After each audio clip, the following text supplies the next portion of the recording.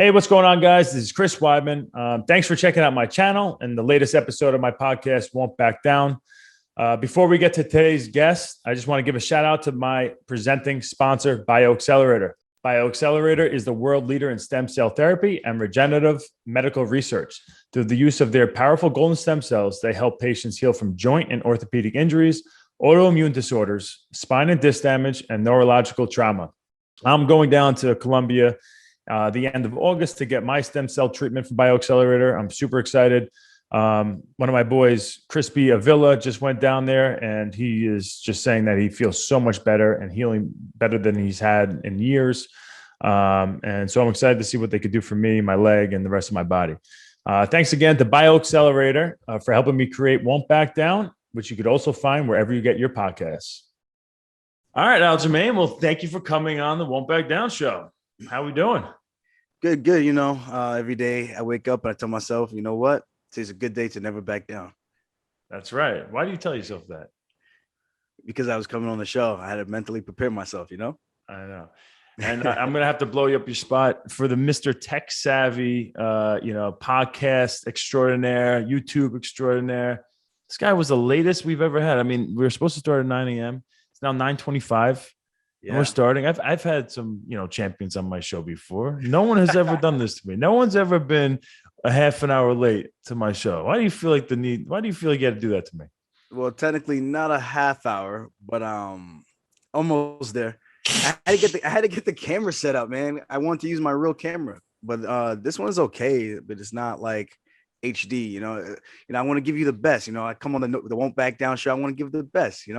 It is a good presentation. You look good. The hair is puffed out the right way. I don't know. Those are like real chains you're wearing now. Is that one chain or two chains? Come on, baby. Come on, That's baby. Two chains? Two chains?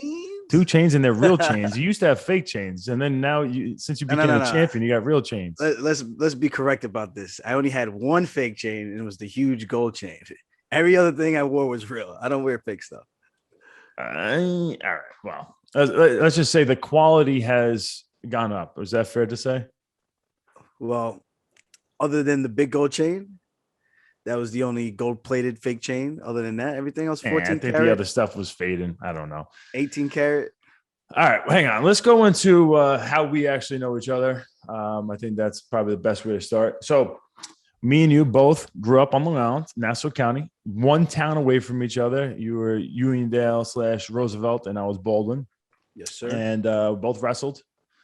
And I remember, you're 5 years younger than me. So I remember when I was in college, still focusing on, still paying attention to high school wrestling. I remember seeing you coming up and being a talented wrestler for Uniondale. Then you went on to Cortland. I kind of stopped following college wrestling, so I didn't really follow you out there.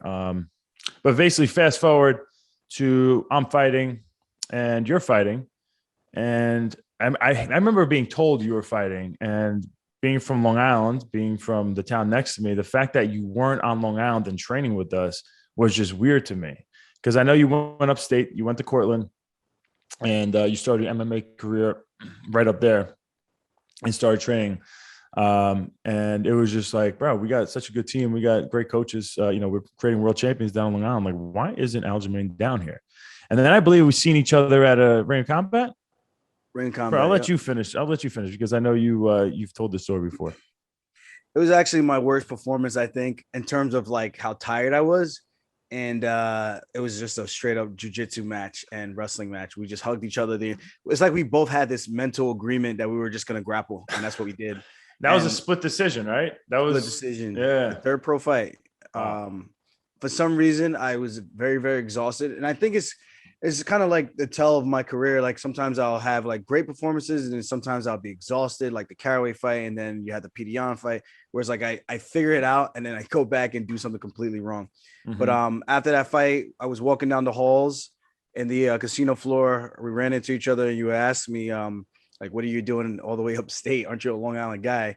Yeah. And I was like, hey, I'm finishing up college. So I was like, when I finish up school, I'll reach out. And I think I messaged you on Facebook. I was like, yeah, I didn't think you were going to even respond. Yeah, I didn't think you were going to even respond. I was like, maybe he was just talking, man. Like, I don't know. But hang on. Let's just rewind a second. So this is 2011? 2011. So I was just in the UF. I was just in the UFC. It wasn't like I was this big name or anything. It wasn't, I wasn't like I was a celebrity. Yeah, But but you felt like as if I was too big of a name to like be even wasting my time with you. no, I just felt you didn't know who I was.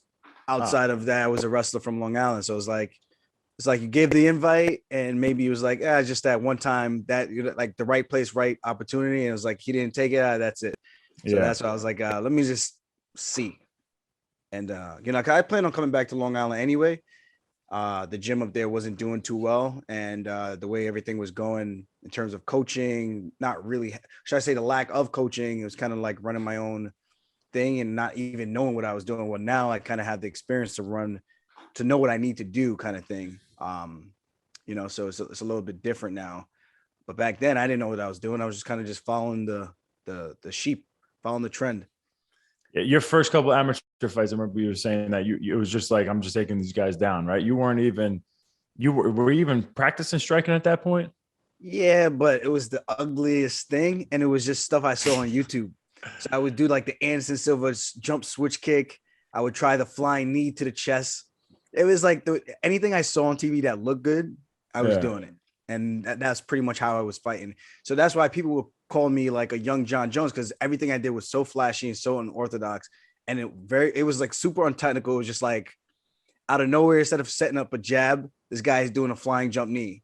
Out of nowhere, instead of this guy setting up a jab again, he's doing some spinning back kick. So Yeah. Yeah. that was just kind of like my MO. And then I'll try to take you down. Once you start backing up, take you down, and usually submit the guy.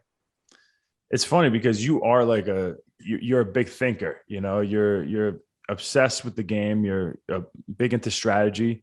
And so it's funny to think that in the back in the day when you first started, when probably you were probably more nervous then than you are now about fights, because like, Yeah. you obviously don't really trust where you're at skill wise at that point, that you were just kind of going with it, just going with the flow.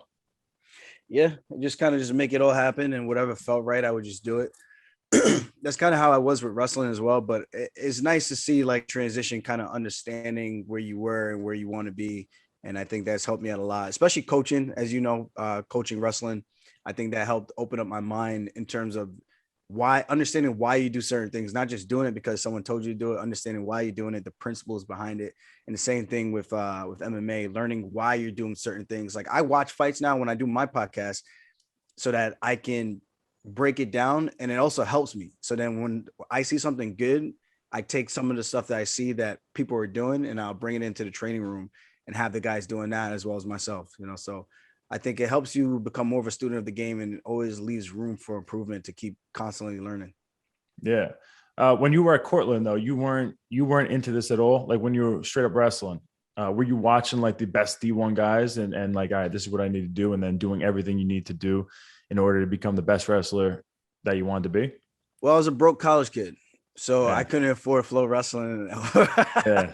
or We any of didn't even that have stuff. flow wrestling back when flow wrestling came, maybe Yeah, actually it we came did. We like did. sophomore year, junior year, it started being a thing. But you need to be, I don't know if you remember, but you needed like the only way to be a part of flow wrestling, I think you needed to, the team needed to give you like a password. Yeah, but Like you also had to Hofstra pay. gave me, I don't know. I didn't have to, I don't, well, I didn't pay. You had to pay. I think the team paid. Hofstra paid for us to, but Hofstra, Cortland probably didn't have the budget to pay, so you They guys were might screwed. have paid like later on, but when it first came out, it was one of those things. So anything I did watch and learn, like Ben Askren, I watch a lot of his stuff, and it was Mm. mostly on Flow Wrestling or YouTube. So that I would just take my notepad, write down notes of what he was doing from positions that I was kind of good in, but still trying to figure out, and learn from him that way, and just try it out in the practice room. And then let's talk about your college career, like as far as your accolades and stuff. How do you feel like you did, and what did you accomplish? Two-time All-American, D3. I took fourth, and then I took sixth my senior year, 133 and then 141. If I had to describe it, I would say underachiever, I would say. So I think I had the tools to be a lot better, but I just didn't have the confidence back then, and what I was doing and why I was doing it. I didn't really trust the coaching staff as well in terms of like their knowledge of the sport, even though they were so much older than me. But sometimes, that's just one of those things you can get in your own way, especially being a young kid thinking that you know it all. And you just, sometimes I used to just think my way was better, even though I would get mixed results. And then I finally bought in, and that's when I actually All-American. So finally buying in kind of helped me realize that I could have achieved so much more if I had just bought in a little bit earlier. Maybe I could have achieved my potential, whatever that could have been. I always thought I could have been a champ. Like I had the tools to become a champ. I just never, well, I can't say I didn't have the opportunity. I don't think I I just didn't achieve it. That's plain and simple. Yeah. Without you trying to make excuses for yourself. That's what you're doing there. But bro, this is the Won't Back Down show. We have to be completely honest with ourselves. Anything that I don't see it as excuses, because you're happy where you're at. It's not like you're making an excuse. Like, oh, the only reason I lost to these kids is because of this. Like you're just being honest about what you should have done differently and probably would have had better results. And that could help other people that are in that same situation right now, and they're wrestling in college and they need to get their head straight. Like I was similar, man. Like I didn't have the maturity, I think, mentally, to realize like where your mind needs to be at to be successful. I was, I guess, talented too. Like, the kind of winning came easier for me, I think, than a lot of other people. And because of that, I didn't work as hard as I really should have. And I remember seeing all these guys who probably weren't as talented as me becoming way more successful than me, becoming the national champions. I always wanted to be a national champion. I just kept becoming All-American because I didn't have the confidence, because I wasn't working really as hard as some of these other guys. Like these guys were coming, they were waking up early, doing strength and conditioning. That was like a mandatory workout. I had to do it. That's like 3 or 4 times a week. Then school, you got to go to school. In between this schooling, they would go and drill with the coaches or drill with another partner. I wasn't doing that. I'm chilling. And we got practice at 3:30 or, 3 o'clock, whatever. And I would go to that, and like that when it came to like drilling and all that crap, I was just trying to go through, I was going through the motions until we did live. And live, I always killed it in live. Like I love going live. I'm just competitive. But the fact that I didn't put the effort into the drilling and do the extras, I think is what held me back with my wrestling career. Yeah. Yeah. I will say the difference between me not All-American, not even going to nationals, and then going to nationals the next year and then placing the first year, was that drilling session in between classes and then going to practice. And that was the difference. I would do that 3-4 times a week. And it made a huge difference from the summertime to the next time I stepped on there with the next All-American kid I wrestled. I beat him, kid from Ithaca, rival college. And he beat me 5 times before I finally beat him. There'd be times I'd be winning and I'd just be a mental midget and just somehow find a way to lose. It was the worst experience. Yeah. Been there so many times. Yeah. And then I finally beat him. So I beat him 3 out of the 8 times that we wrestled. And I got the last one to go for 3rd and 4th at the national tournament. So that was one of my most proudest moments. But yeah, I know what you mean, man. That mental maturity you have to work hard and not be outworked by guys that aren't as talented as you. So it sucks sometimes to see that, because you feel like you deserve it, but at the end of the day, they deserve it because they put the time in. Yeah, absolutely. I know, but it sucks. I don't know if I just I feel like most people probably same thing with fighting, like seeing people who have a lot of potential not reach their potential is probably one of the worst things to see.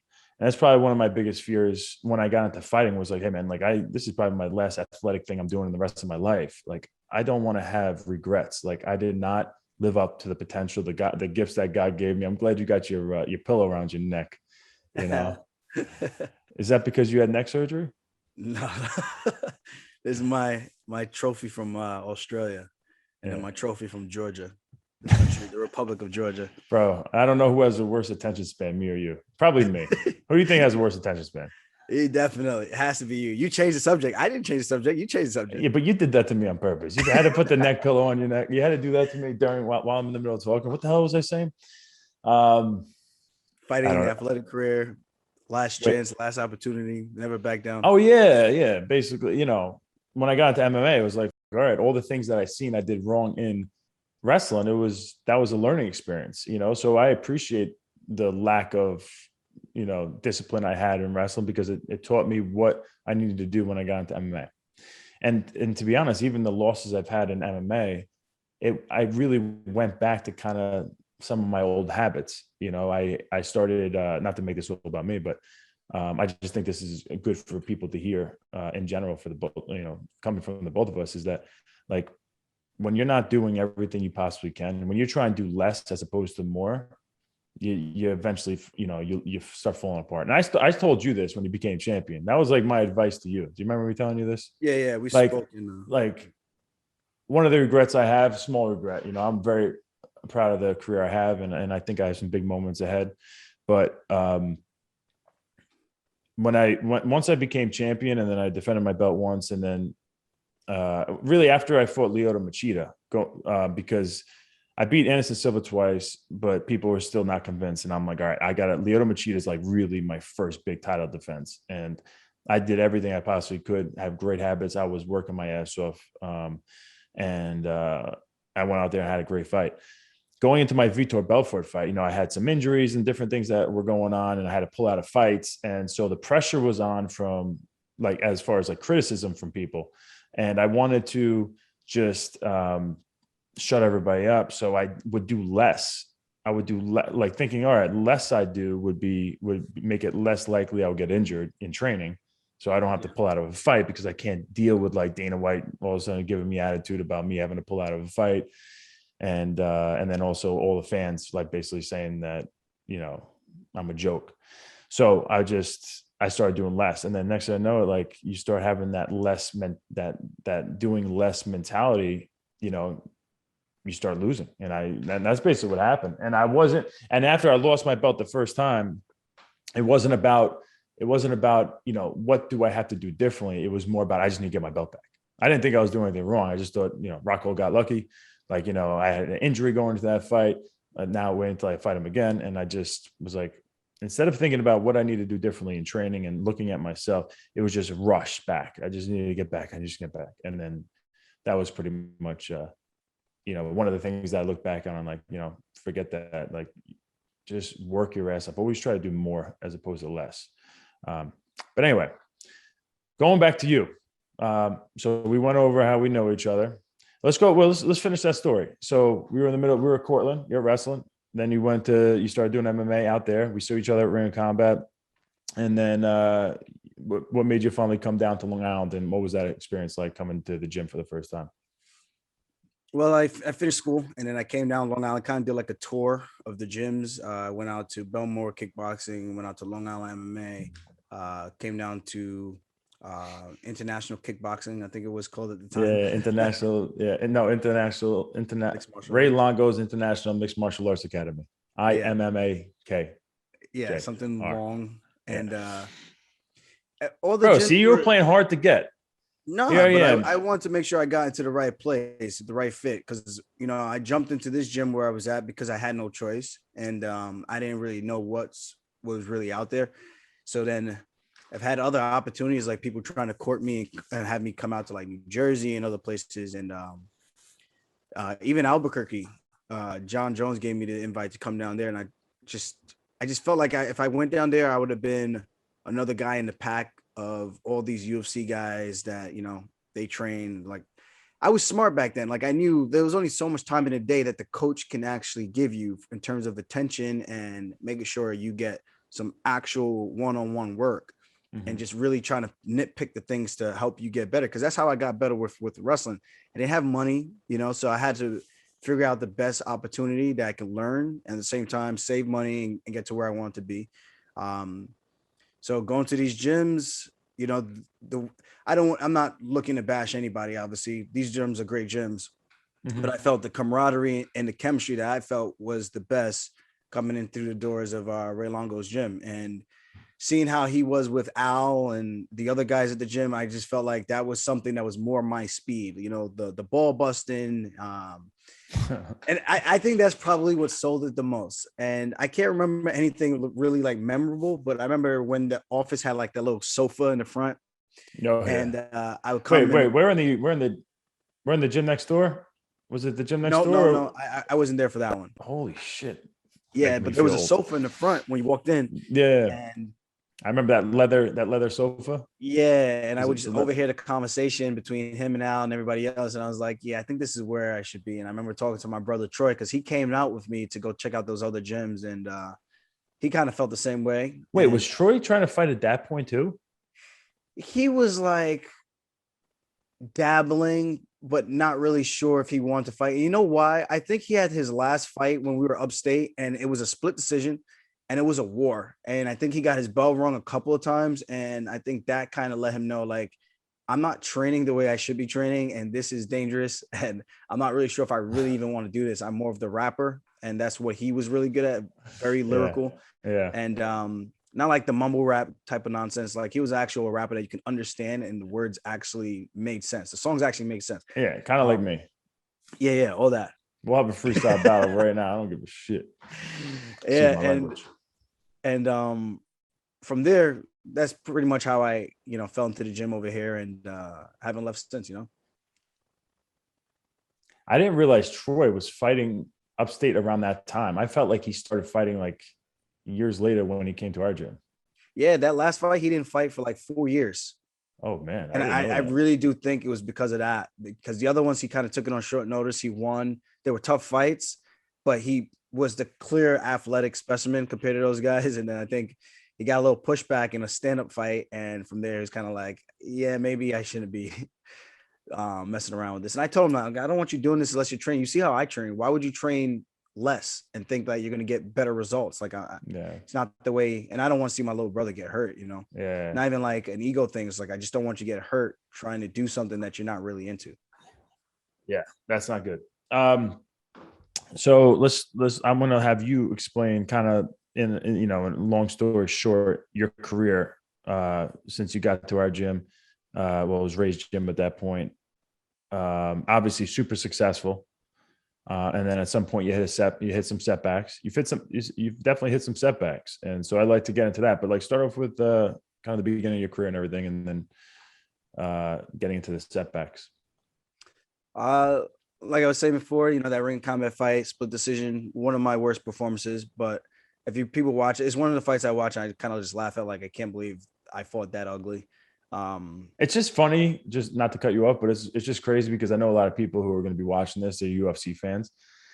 It's like our careers just started. They don't realize everything that we've been through, like the ring of combats, and how much that meant to us at that time, and like how that has developed us into the fighters that we are now.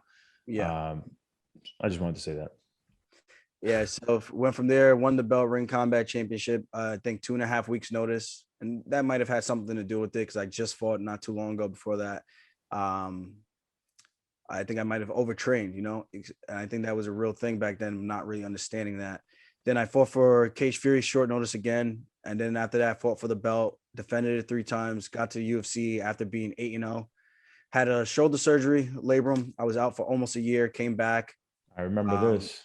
The UFC gave me the call. I was supposed to fight Lucas Martins. He pulled out. I ended up fighting Brian. I was supposed to replace Brian Caraway, which I did. Then Lucas Martins got hurt, and then I fought Cody Gibson. Won my first 4 fights. My third fight in the UFC was a guy who was ranked 6th in the world, Takeya Mizugaki at the time. So this is where MMA was. This is your third fight? Third fight. You fought the number 6 guy. Yeah. And then I fought the number 9 guy. Johnny Eduardo. I finished both those guys back to back. So I had 3 finishes in a row. Hugo Vienna, Takeya Mizugaki, and then Johnny Eduardo. And coming off a serious shoulder injury too. Yeah. I remember the physical therapy you were doing on that was pretty intense, but you were very consistent with it. You were coming to the gym, just watching everybody work out and doing your little boring ass exercises on the side of the gym. Like, how hard it is to mentally do that. It's the worst. It's the worst. But I remember that, and it was inspiring. Between you and Aljamain, watching you guys do those little tedious, annoying physical therapy exercises is a motivating. It's motivating to see that. Yeah, it's not easy, man. And sometimes, like, even after this last surgery I had, it was just like daunting on me, because I'm like, man, I've been through so much, do I really want to go through another process again just to get back with the potential chance of getting hurt again? And that can be a scary thought to get in your head, because this is our physical body that we get this one vessel and we don't get another one. So that's something that I don't think a lot of people actually realize when they bash us. But they just say no one told you to choose the sport. But I'm like, all right. So 4-0, and I lose my next two fights, both split decision to Brian Caraway, who I got to the UFC because he pulled out. Talked a whole lot of shit to that was that the first time that there was real shit talk going on, and like was going public, like people were talking about it. I remember. For me, I remember that being like the first time that like your shit talk and the pre-fight stuff was going, worldwide. Like people were actually talking about this fight. I could be wrong with that though. You know what it was? I talk crap before every fight. And it's not like I talk crap like maliciously. It's not like a Conor McGregor where it's like COVID is the good and it's none of that. But it's like kind of playful, but at the same time, it's like a little like, oh yeah, like you want to prove that guy, you're gonna shut his mouth. That's what I want people to feel like, so it gives you a little bit more to fight for. I don't know how you do that. You've been doing that forever. You're able to talk shit online, on Twitter, whatever, or in interviews, but mostly on Twitter and stuff like that, with no real emotion towards it at all. It might seem like you have emotion on Twitter, but knowing you, it doesn't matter what this guy really says back or even what you say. None of it really bothers you. You're pretty good at like saying shit, but not like even you may not even mean it. Like, but you're throwing it out there. You throw it out there, and no matter what comes back, it doesn't seem to affect you. As opposed to me, like, and I'd like to get better at this, but like, I don't know why. Like, there's like always a chip on my shoulder if someone like I feel like is disrespecting me. Like, bro, we're like, I'm gonna slap you in the freaking face. Like, I guess it's from like growing up with that mentality, like, yo, someone says this to you, this is what you have to do. And like, I was taught that. And so for me to like, as the internet era came and as we had to progress as fighters, because as wrestlers, you have to be super humble. You never talk about yourself, let other people talk about you. And so to progress into fighting where like, you have to talk shit. Like it was hard for me to just put stuff out there because I knew someone was going to say something back. And then it's like, yo, you freaking kidding me? And you don't want to get angry. So I always kind of did look at you when you would, and still even to today, especially with everything going on, which we'll get to later, but how you're able to absorb it and just brush it off really easily, naturally. And I've seen this for years now with you. Yeah, I think it just comes from growing up, man. And like you said, I think the way we grew up is like you have to prove the guy wrong. So it's like at the end of the day, you have to prove me wrong. I don't have to, so let's have a contest about it. Let's have a race, I'll dust you. And it's like, oh, you really feel like that? So now I got to prove that you couldn't do that. Yeah. That's just kind of my mentality. So it's like, at the end of the day, for me, it's really just words. So someone's going to win, someone's going to lose regardless. So like, am I going to feel less crappy about myself if I lost because I didn't talk any crap and they just beat me, or I talked a little crap and then they beat me anyway? So it's like, I don't know. I feel I've done that before getting into the UFC, done that growing up. And I think it's always made for more entertainment. And I think that's why I always done good with like interviews and things, because I feel like people want the entertainment factor. And it's not like I'm forcing it. It's being myself. This is how me and my friends are. I always say if we had a podcast, it would have to be called Cancel, because my friends and I, like the stuff that is said is just like, it's a different time now. You probably want to get away, which is messed up because it's a lot of people's like a lot of people. Like if we were at the gym, we're talking, me and you right now. We unfortunately we wouldn't be able to like say a lot of things we're saying, because people would cancel us. We get that woke would come out and they would be like, "You're done." Yeah. It sucks. I think it's cool to have that type of mindset and mentality, man. Like even on the regional circuit, I was the same way. And that's how I had to build myself up to even get an opportunity to get to the UFC, because I wasn't selling tickets. I wasn't this guy that everyone heard of. My friends barely bought tickets. You know, they'll say they would want to come and then they would never pay for anything. They would never show up, or they would be incognito, can't find them anywhere when it's time to actually show up and hand over cash for a ticket, you know? So Yeah. what other way could I get attention other than being myself and trying to be somewhat funny about it and, you know, talk a little crap, have a little banter. And that's what I found for me that worked. And I always laugh when people send me a message and they go, "Oh, you know, that one really bothered you." I'm like, really? If you really felt that bothered me, then you don't know me, and you just started following my career, because it's water off my back.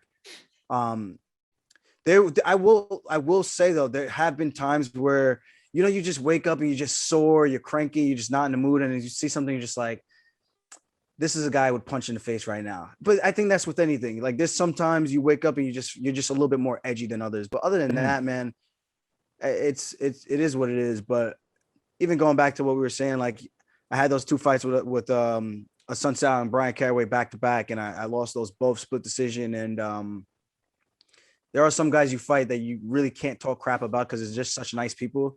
It's just like, I just got to say, like, I'm going to beat his ass. And that's as far as the trash talk goes. Yeah. You know, and it's still not really trash talk, but it's like, we're getting in here to fight.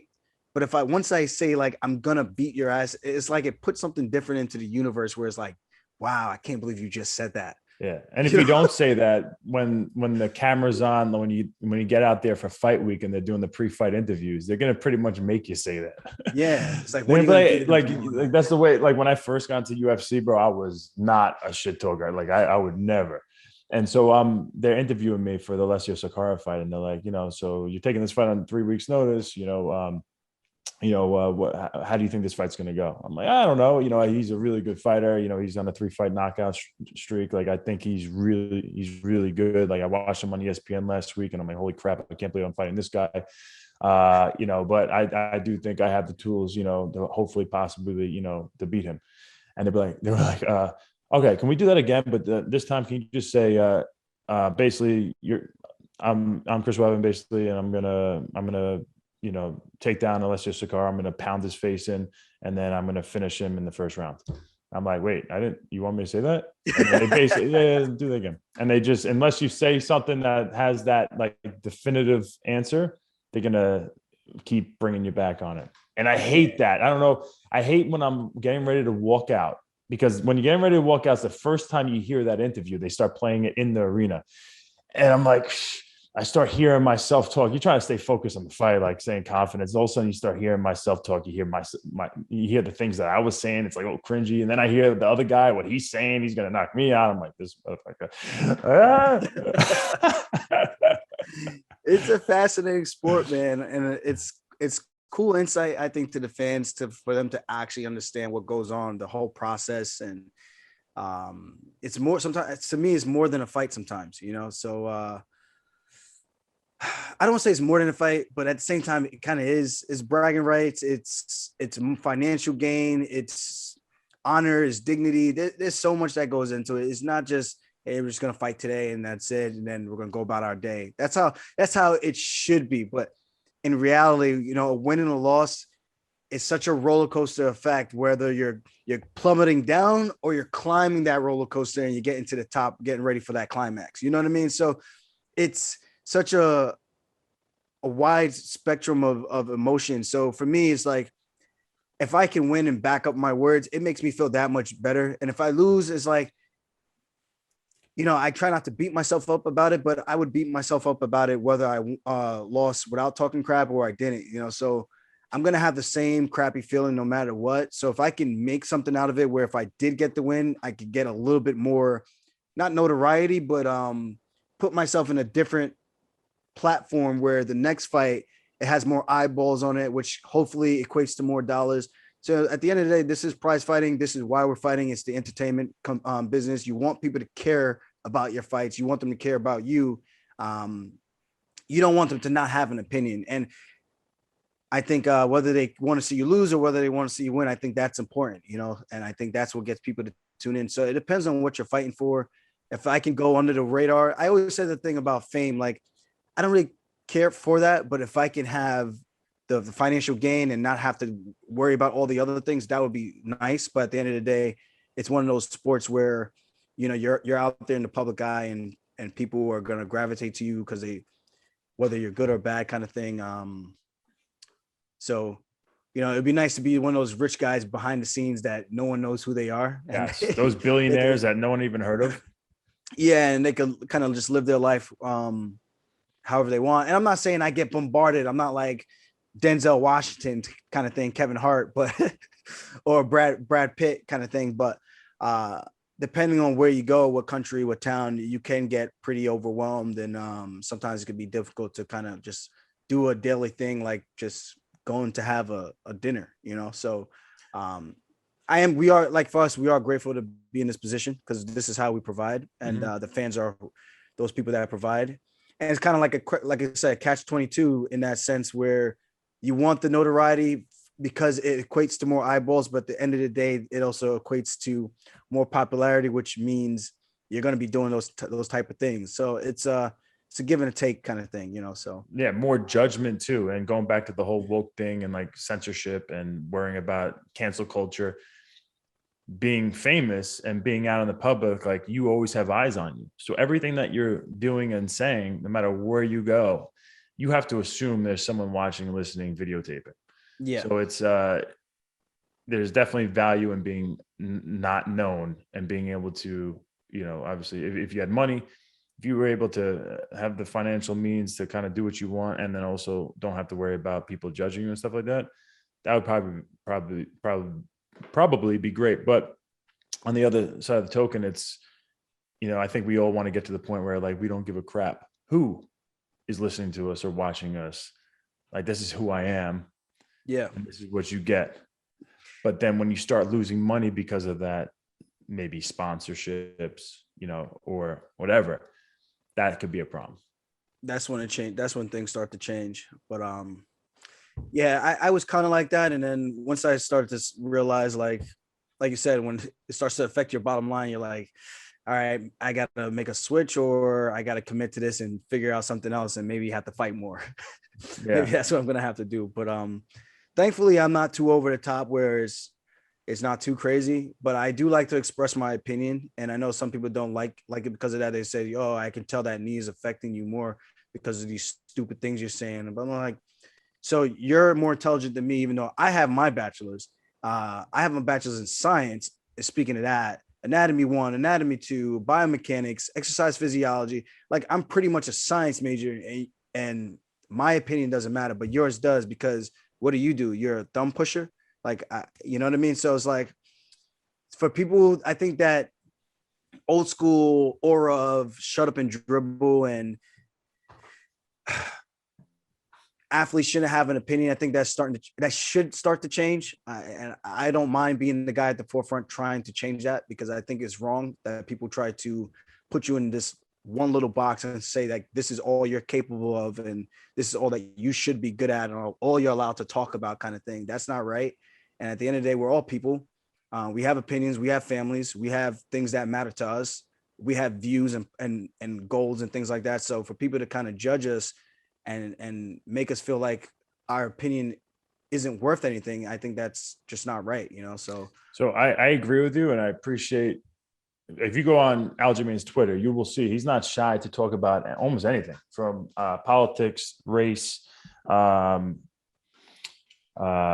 whatever, and pretty much anything. I don't know, like, what other serious topics are there? I don't know. You're not afraid to touch anything. Well, you know, anything that with Petr Yan, which we're going to get into later, but anything with him, any of the Russian fans coming at you and saying all these different things, like, you're not afraid to talk to him. And it's amazing how consistent you are with that. And I've been seeing it for years. But the issue I have with athletes speaking out is not athletes speaking out. I actually have no issue with that. I have no problem with someone coming out. Like, no one should ever be able to censor anybody. Like, if you become famous because you're an athlete, you should be able to give your opinion on what you feel about anything. And nobody's allowed to say, oh, you're supposed to just be dribbling a basketball, or you're supposed to be just fighting in the cage. What I will say, though, is I don't like when politics hit the actual game field, or the UFC octagon, or the basketball court. I don't like when someone tunes in for a sport to get away from all that crap for entertainment.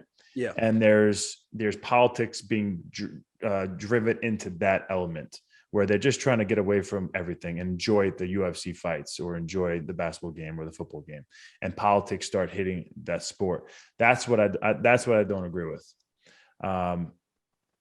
Yeah. Do you know what I mean by that? Yeah, no, I agree. Like even the kneeling on the field, during football games, before football games, that being on camera, like people, that became a political thing, and it really bothers some people. So now they lost a bunch of ratings. I'm pretty sure they had to stop doing it. Like the teams were like, all right, let's not do anything political during the games. Yeah, there's been plenty of times in sports where that's happened, where leagues have kind of let certain agendas get across. If it was a popular opinion, they would let it come across. But for the most part, they keep it out. But I don't like when that happens. Like if the UFC started putting something out, during the fights, like I would have a problem with that. Whether I was for the issue or against the issue. Yeah. Yeah, that's a whole different. But as far as wormhole athletes on Twitter or doing an interview, you're allowed to say anything you want. It's a free country. Yeah. You're asking, like, even like, not to switch gears too much, but like when people ask you after a fight, whether you win or you lose, like what happened or what you could have done better, and then you tell them what happened, and then they tell you you're making excuses. And I'm like, in terms of voicing your opinions, like, well, you asked me a question, I wouldn't have brought this to the table had the question not been asked. So it's like, would you like for me to just say that person was just straight up better than me? I'm like, but if that's not the case and you don't feel like that, why is it that you're making an excuse when these are actual things that happened that affected the outcome of the fight?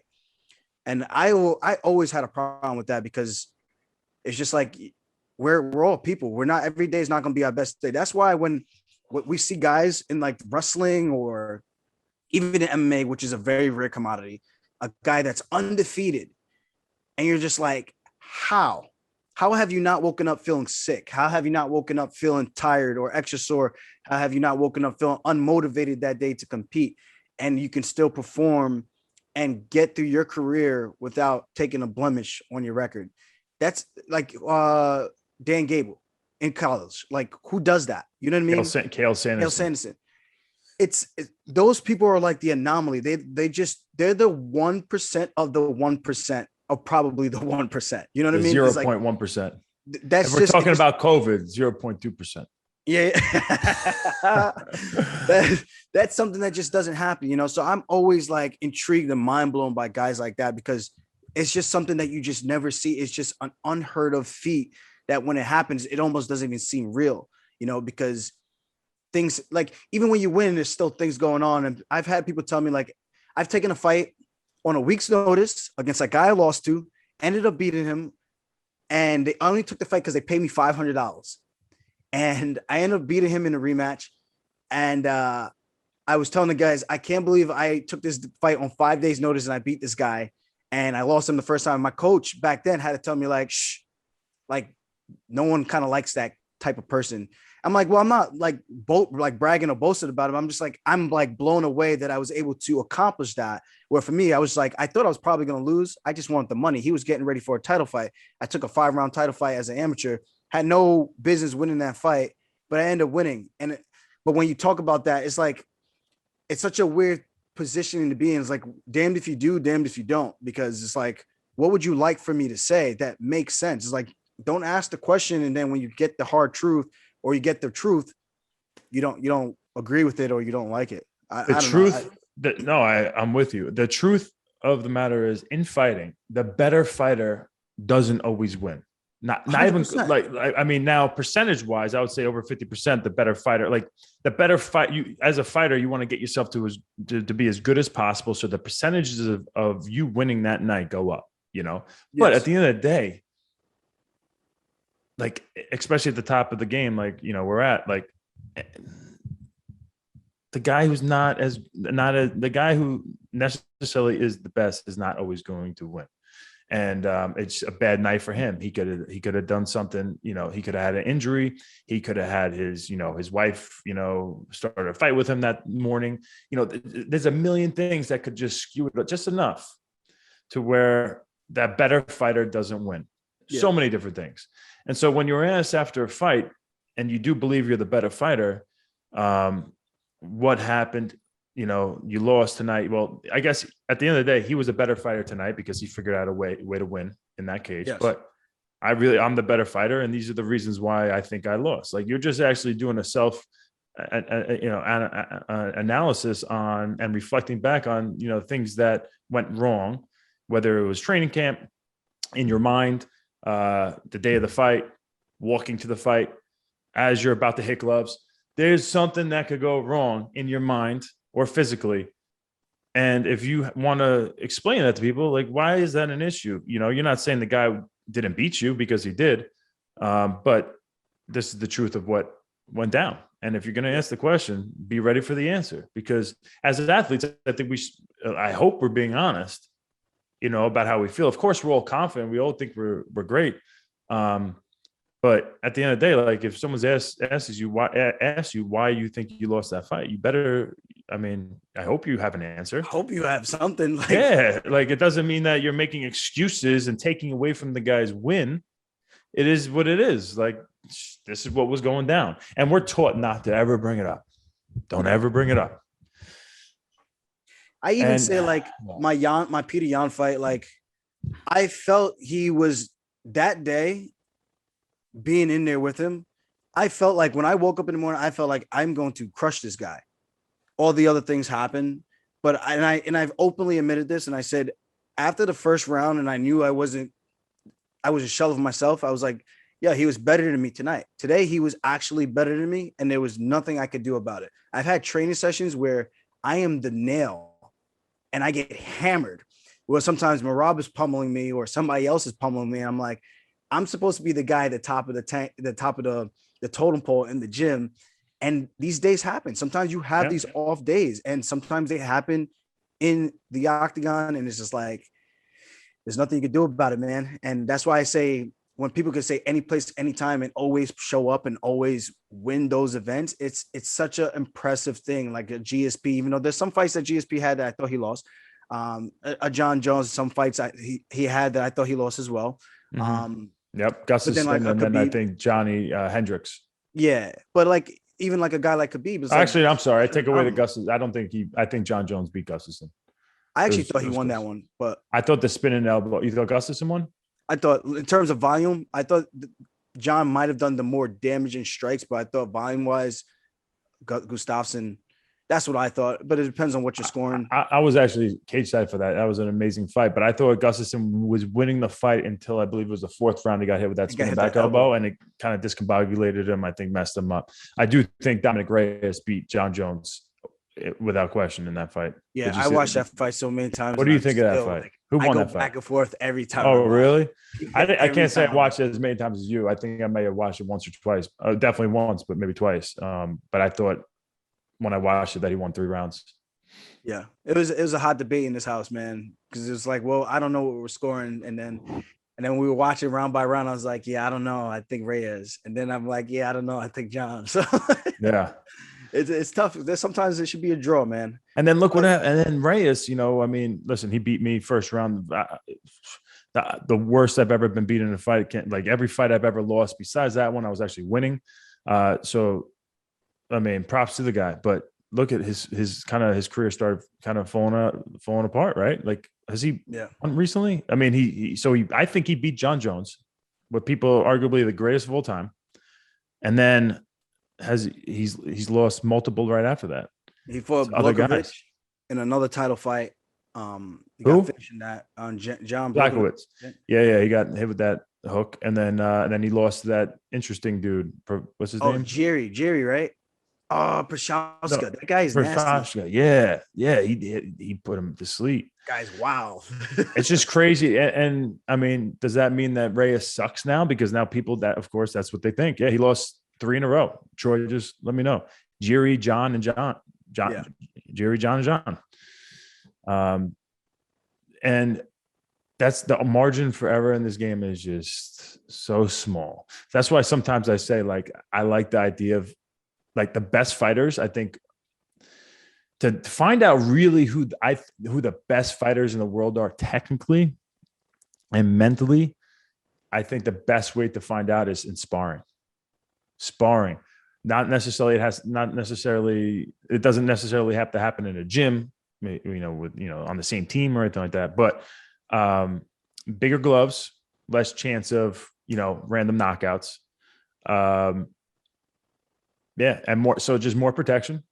And I think usually you'll see the better fighters will win a higher percentage of the time in a sparring fight, in sparring, than they would in actual fight.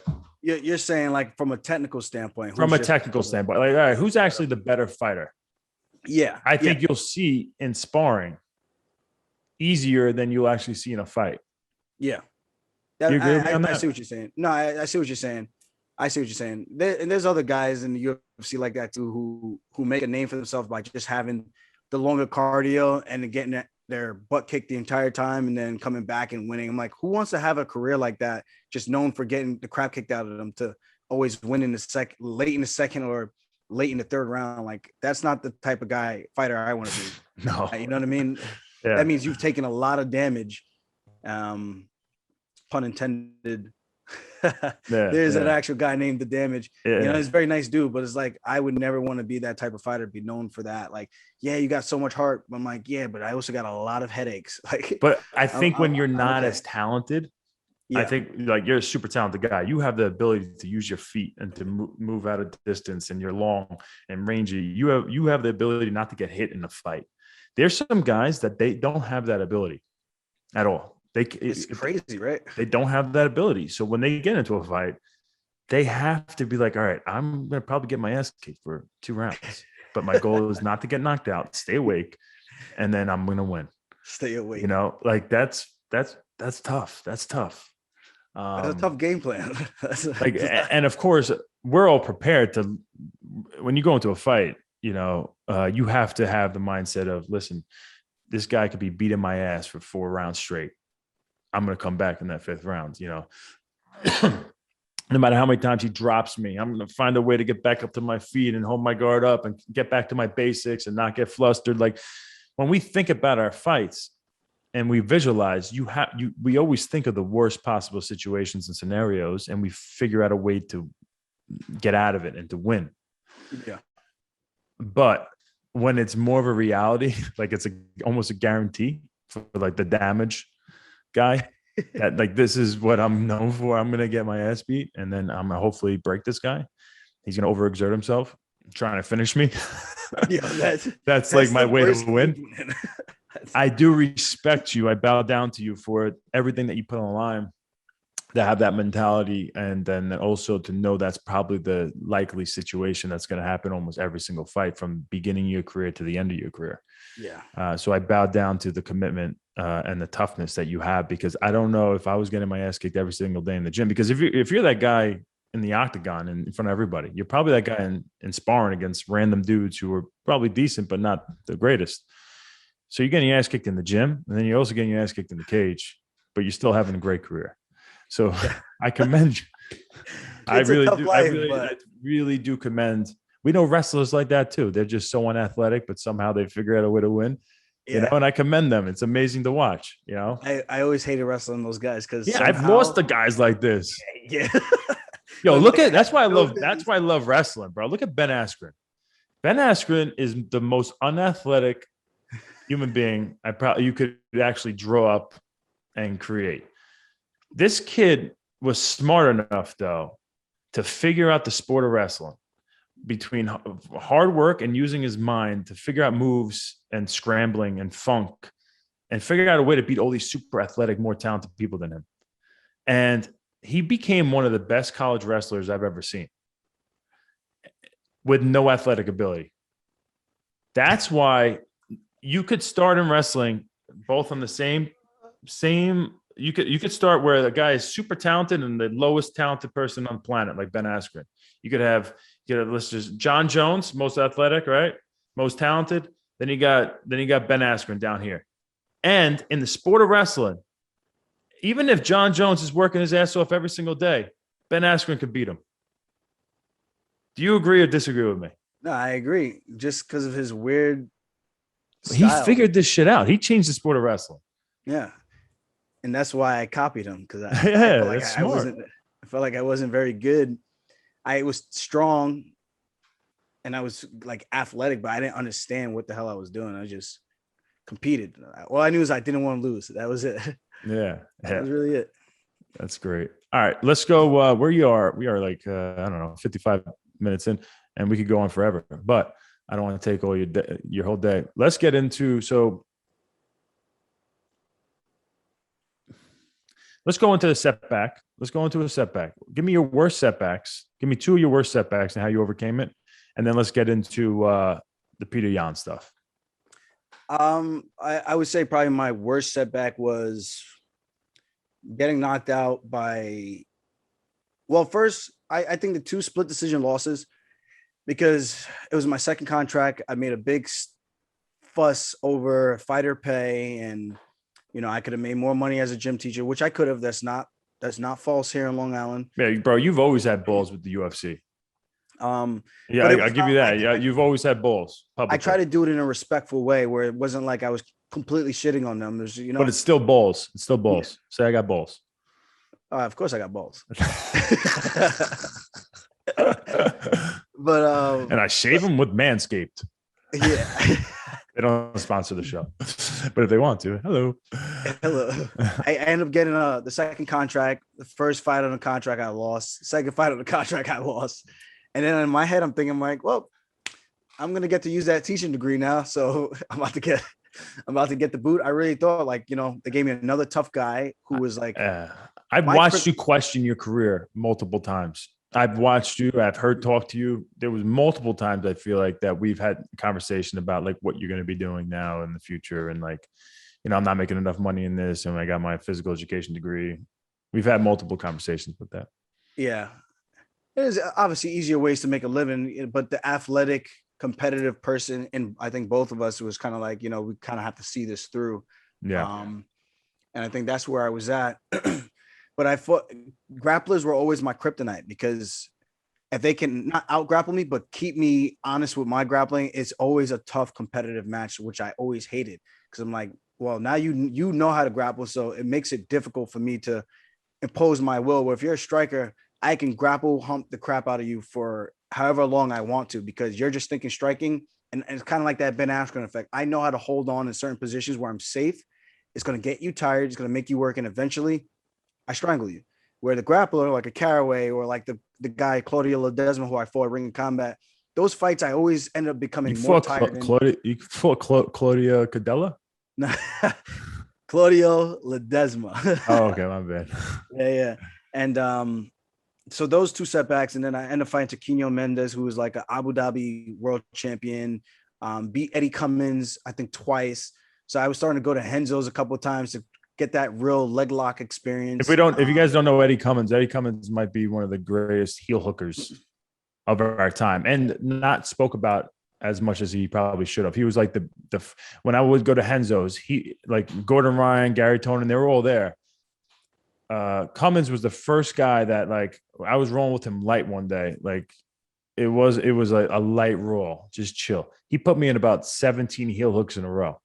And I'm like, you gotta be effing kidding me. But the next time I came back, I'm like, all right, now we're going hard and I'm not letting you get my legs. It was competitive. It was very competitive, but he's really good. And I think he was like around my size too, which is he's a tiny guy. Yeah. So I think he's that's smaller than you. I think he's probably smaller than you. Nah, he's definitely a little bigger. I see. Well, you're a tiny guy too, then. Yeah. Well, yeah. yeah.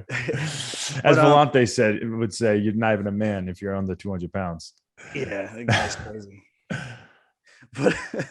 But I ended up beating that guy, and then in a very emotional fight for me. And then go on to win a couple more, end up fighting former champion Merab, beat him. But then the next setback was Marlon Moraes. I kind of felt like I finally hit my stride. I was getting more comfortable with my striking. I run into this guy. I kind of disrespect him in the worst way. Like, it's one thing when I was disrespecting other guys, but I don't want to call it disrespect where I'm trash talking other guys, but I still give him the respect as an athlete and as a fighter, because I know it's a fight. Yeah. Where for this one, I can honestly say like I completely just like had no regard for like what he accomplished in the sport. And in my head, I'm thinking like, yo, this is gonna be a walk in the park. Fast forward. And I remember telling you he was good, bro, like, because that was the time I was going down to work with Mark Henry. So I would see him working with the guys. I'm like, oh no, he's good. He's got good striking. I'll tell you, I'll tell Ray, but you didn't give a shit because you were ready to go. You were on your high horse at that point. I beat Henan Barra. I thought I was the Yeah, man. you're good. Yeah, screw this guy. He didn't beat Henan Barrow, the Yeah. greatest of all time.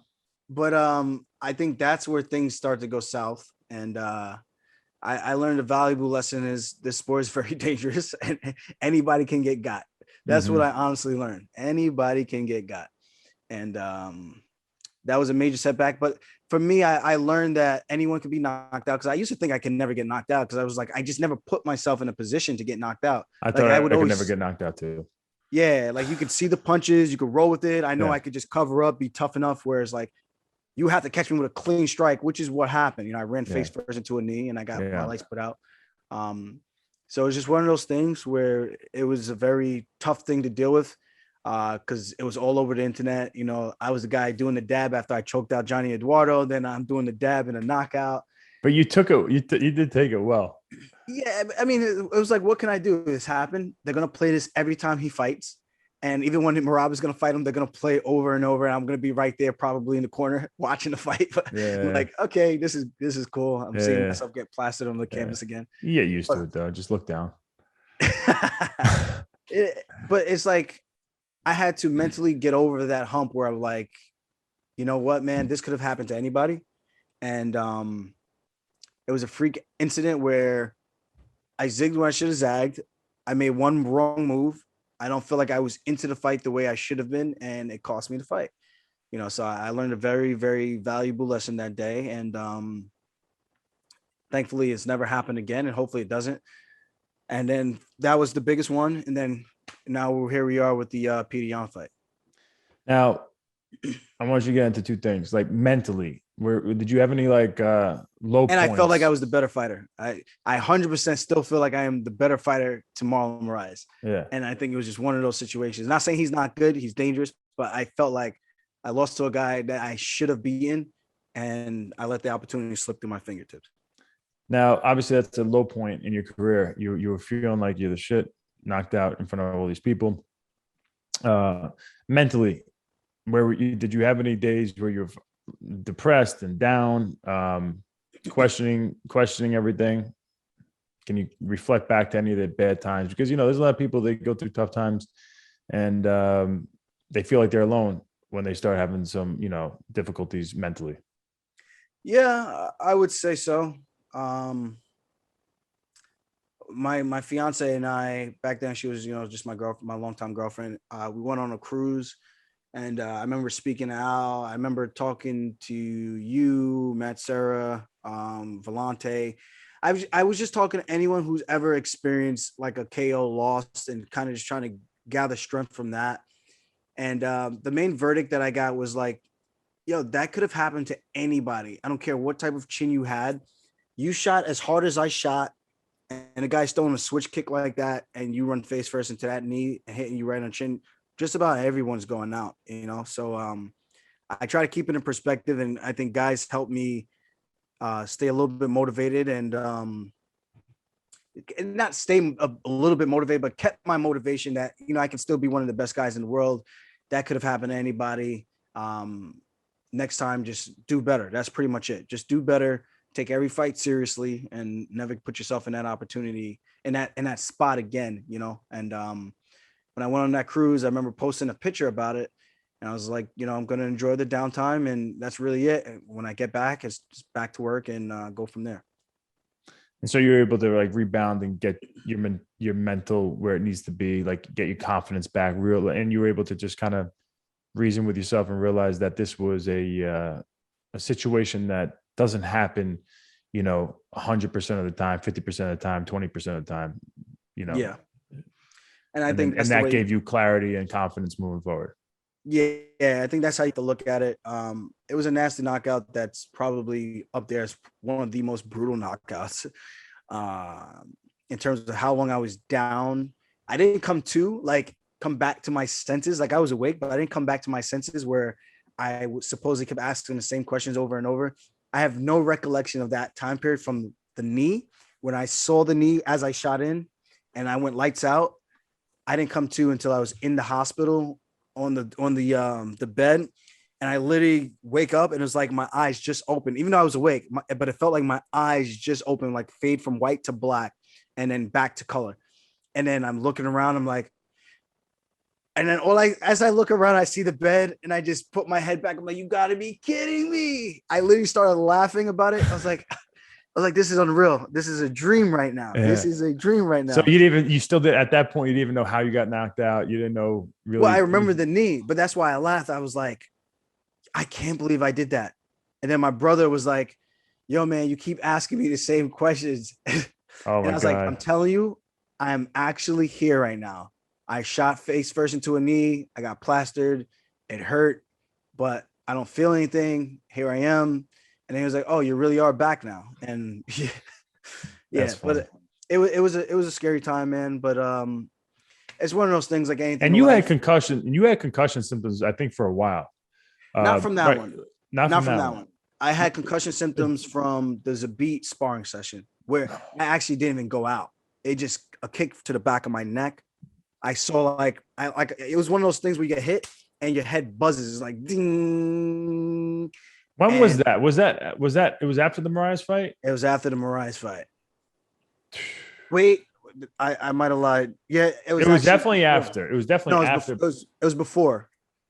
It was after I fought a Sun Sal. Okay. I fought a Sun Sal in January. It happened in February, and then I got knocked out by Marlon. Bro, that was crazy. That was crazy. Like that sparring session. Yeah. I still got the video of it just to remind myself, like, wow. Like I'm a weird guy like that. Like some people might be like, why would you ever want to watch that? But that's just, I don't know. I might. Can you explain what happened since we keep beating around the bush, or you don't want to? We sparred. Ray and Mark Henry are in the gym, and they bring this guy who I've never heard of, never seen before. Yeah. I knew he was ridiculous because I was hearing about him. And what's his last name? Magomed? No, Zabit? What? Magomed Sharapov. Magomed Sharapov. There you go. Look at this guy. Weekly Scraps. Make sure to subscribe to his podcast. He's way bigger than Aljamain. He is a huge 45 pounder. And he was way bigger than Aljamain in there. And it wasn't like this vicious sparring going on. You know, it wasn't like Zabit was trying to kill him or anything like that. I'll let you finish. I'll let you explain what happened. He ragdolled me a couple of times. Sometimes I was thinking about even posting the video where he tossed me. I threw a switch kick. It was almost like he laughed because it like tickled him. And he just caught it. Yeah. And he steps in and hits this ridiculous judo sweep, kicks out my leg. So I throw a left switch kick. He catches it like this, which is like the complete wrong way because you can get kicked in the head. Catches it, steps in and sweeps me out with his left leg. And I just go flying. He just tosses me. And I almost topple like right on my head and my back goes splat. And I'm just ready to go jiu-jitsu mode. I'm like, come down here. I was like, turtle. I feel like at one point, did you shoot a shot and like he grabbed you, like crotch lifted you and just like picked you up and like there was no way you were finishing? He was just too big for you or something? He like double overed me, picked me up and just tossed me. Yeah. And I was like, this guy is man versus child right now. I'm like, nothing. That's when I was scared. I'm like, I just want Aljamain to get through this round. My timing was off with the takedowns, but I don't think even if my timings were on, I still think I get tossed a couple times, but I learned that there are levels to like judo and wrestling, a guy's height and his weight. And I'm like, I just got a crash course in everything in biomechanics. But yeah, it was a tough sparring session. I felt like I had a lot more success with the boxing in comparison to everything else, which was weird because he was so much longer than I was. But I felt like he wasn't as comfortable with his hands, but they were fast. But he wasn't as comfortable throwing combinations, but he would kick and it was quick. It was ninja-like. And he threw a 360 spinning back kick, round kick. I closed my eyes and it whacked me in the back of my neck and I ducked my head and I just felt like a baseball bat. Like you just hear it go. And then from there, I felt like I fell back in slow motion, like, and I'm watching him. I'm literally watching him as my head is ringing. like those, those memes where the guy like Anthony Joshua got hit by Ruiz and his body went packing like the spirit, and that's how I felt. I felt like my spirit got knocked out of me, and it was like, all right, I'm gonna find my suitcase. It's time to go home. It's crazy. That's what you're thinking. And this how I, yeah, it was a wild experience, and I had vertigo pretty bad from that. Surprisingly, like the fight with Yan, I didn't have any severe post side effects. The only thing I had was after that night, later that night, I threw up a little bit, and that was pretty much about it. But I was just glad I didn't have any vertigo or anything like that, because he hit me in the temple, man. It wasn't like he hit me in the chin where Marlon hit me and it was just like, all right, lights out, turn it back on. Zabit hit me in the back of the head. I had vertigo for weeks. And for that one was just to the temple. So I got nervous. I'm like, I've never been hit here really hard. So I don't know what's going to happen. And I kind of got really nervous that the UFC was trying to push me into a rematch for May. I was like, dude, I need a little bit more time. I got my head separated from my, from my spine. Let me cool it a little bit. Yeah. But yeah. Yeah. I remember so obviously I've had some bad looking knockouts. The worst symptoms I've had concussion wise was actually after the Musasi fight, which everybody thought I was faking. I wasn't really hurt and whatever. He hit me with some knees that the referee thought was illegal. So he stops it. And I didn't I was tired, definitely, but I was rocked for sure, but they didn't look like anything. He had me in like a front headlock position, but over both my arms. So I couldn't defend myself. And he was picking my hands up. And that was when the rules were, you had to have your palm and the pads, this part of your finger, everything on your hand has to be flat to the ground. If it comes up a little bit, if this part of your hand comes up at all, you're not grounded anymore. You could be kneed. And there was confusion with that, whatever. So I put my hands down. He picks my up a little bit. My fingertips are still on the ground. And he knees me. Then he knees me again. The referee stops it. That's illegal. That's illegal. All right, you got 5 minutes. So I'm sitting there. And next thing I know, they're like, all right, they're trying to go back to replay, but they're not allowed to go back to replay. They did. They saw that it was actually a legal knee because my fingertips were still down, but the palms weren't down. And basically they said, like, I took already 3.5, 4 minutes of a break, but because should have never ever stopped it, they stopped the fight. And afterwards, even though they didn't look like anything, anytime I laid down and closed my eyes, I was just spinning out of control, like in the craziest spins. And I'm like, this is ridiculous. Almost like probably for like 3 weeks, 3-4 weeks. Yeah, it sucked. I had to sleep sitting up to make it stop. I slept standing up. What? Was it the Jetsons that do that or something? Or the Coneheads? The Coneheads sleep standing up. All right. So, and you're able to overcome all that crap. So let's get into the Petr Yan fight. Go. Tell me what the hell happened that night. I know what happened. You've already told me, but for the people, let's be honest. I'm asking you, why was that not the best Aljamain Sterling in there that night? Go ahead. I mean, so I'm sorry to cut you off. This is me being as honest as I can be. Hang on. Before we get into this is when Aljamain won his title, became the world champion. If some of you guys aren't UFC fans, that's why he has that belt right there. Became the world champion, and he ended up beating this guy named Petr Yan from Russia. Go ahead. Sorry. So if anyone's ever watched my fights, they know that's not even a glimpse of, one, my gas tank, and two, just my efficiency, I will say. And my thought process, I had a great morning shakeout. We couldn't leave because of COVID to go get food, which we normally do. We normally have a buffet style breakfast with the team, or we go somewhere and get like a big breakfast kind of thing. Because of COVID, we weren't allowed to leave the hotels. So I ate the UFC PI food, which was literally 2 eggs, 2 pancakes, 2 small pancakes. And they're probably cold. They're in the Tupperware.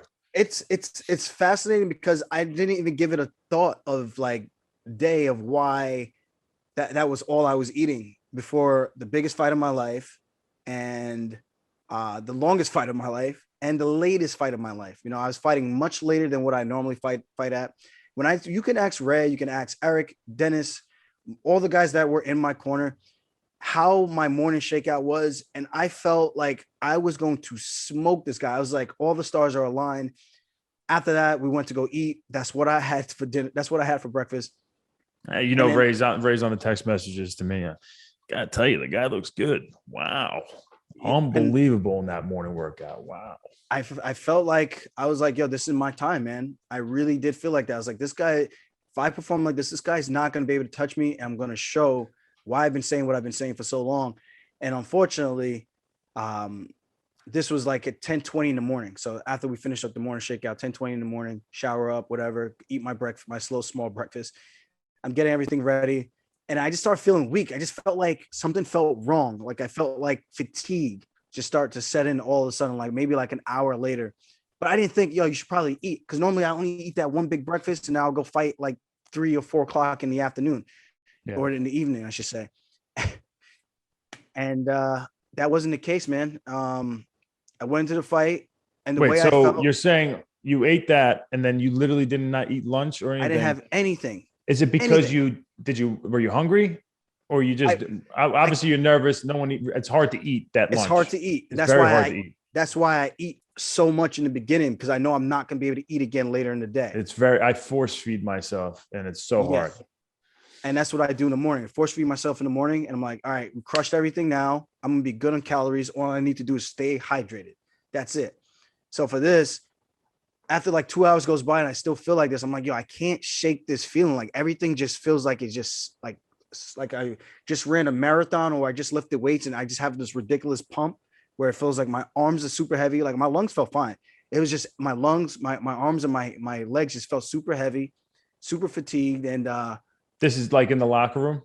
This is during the day before we even get to the locker room. Then, you know, as the time is going by, I'm like, I don't know what I'm supposed to do. Hopefully I shake this by the time I get to the locker room. Yeah. Meanwhile, from that time, I still haven't eaten anything and I fought at 8:30 p.m.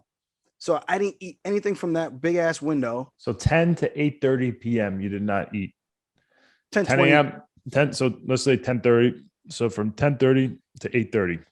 And that was after a 20-minute hard workout. The morning shakeout. I'm gonna say it's 14 hours. Just gonna take a guess. Yeah. So that was a hard morning workout, and I didn't eat anything from that. Well, I had that one, the 2 eggs, 2 pancakes. I haven't had anything from that all the way to the night of the fight, until 11 o'clock at night when I got back from the hospital. So that was that. So in my head going into the fight, like after all that happened, like my thoughts of I'm going to dominate went to how am I going to win this fight? Because I feel like absolute dog shit. And in my head, I'm thinking, if I could just win the first 3 rounds, I win the fight. That's all I was telling myself. I didn't tell Ray. I didn't tell Delemy. I didn't tell Dennis. I was like, yo, I'm going to keep it to myself. I don't want to freak anybody out. Cause you know how Ray is. Ray's always like, how are we feeling? How are we feeling? If you say anything other than great, he's going like, I'm going to ask you again, you know? So I'm just like, I don't want to do that right now. Yeah. So I didn't want to have anyone in a panic. Cause at that point it felt like the ship's already sailed. So it is what it is. Yeah, I was like, I got to make the walk, but this is how I'm thinking. I'm like, yo, if I could scum this guy for 3 rounds and just outpoint him, exhaust myself, maybe get one takedown, I can win this fight and stall the last 10 minutes is going to be the most boring 10 minutes of everyone's life. Cause I'm just going to circle, but I'm going to win the fight. That's all How crazy is this that you do a whole training camp, you feel great in the morning, and then literally walking out, it's like, I just got to win 3 rounds. Yeah, I got to figure out a way to win 3 rounds in the biggest fight of your life for the world championship, the moment you've been waiting for your entire life. Out of nowhere, this is where your brain is at. It's crazy. It's wild. It's really wild, and it's unfortunate too, man. Because it's like I felt like I did everything right. I left no stones unturned. Like, and it kind of bothered me when people were saying like you should do your entire training camp in New York, you know, that maybe this wouldn't happen. I'm like, dude, you can't tell me what I've done. I've been through some gauntlets for that training camp to get to where I was, to be able to be in the shape that I was in, sparring with 3 different bodies, 3 different fresh bodies, and doing 5 rounds and keeping that pace that I had in the first round. That's hard to do. So no one can ever tell me like you weren't in shape for that fight. I was in shape. I just wasn't there, you know? So my strategy of winning 3 rounds, it didn't happen. I won 1 and 2 on one scorecard. And at the end of the day, man, he did the illegal knee. I felt like it was his fight to win. It was a layup fight. You know, he would have looked like a world beater, and he was looking like a world beater. But that's why I don't feel let down. I don't feel discouraged, because I know the difference of who I am and the person that was in there with this guy. And if I really felt like I was outclassed, hey, man, I got stuff to work on. And I'm not saying that. And I'm not saying that for a reason. So anyone that wants to doubt it, like, dude, you can say whatever you want. I was the guy in there with them. I know what I felt. And if I truly felt I was being outmatched, I'm not trying to sell any fight. I'm a very honest, open book. I would have said it like, yeah, that guy's better than me. I got away with one, and I have no problem saying that. And I know I got some work to do to close the gap. I don't feel like that. And I feel like I just need to pick up where I left off, get a little bit cleaner, and hopefully that doesn't happen again, because at that point, it's just going to be like, all right, you're just an idiot at that point for you to let that happen to you 2 times in a row. That's just on me. So he was better that night. And unfortunately for him, he was the one that forgot to read the rule book. And I think he was getting frustrated, which is why all of a sudden you decide to make a big mistake like that in one of the biggest fights of your career, where you're going to get a huge payday. Is like, why would you do something like that in the 4th round at that? It's like, you're winning the fight, you're cruising to a decision, and maybe even a finish. I don't think he was going to finish me, but that's what people were saying. I'm like, dude, he hit me with some big shots. I don't think I was going anywhere. You know, I was going to be there the entire time. Yeah.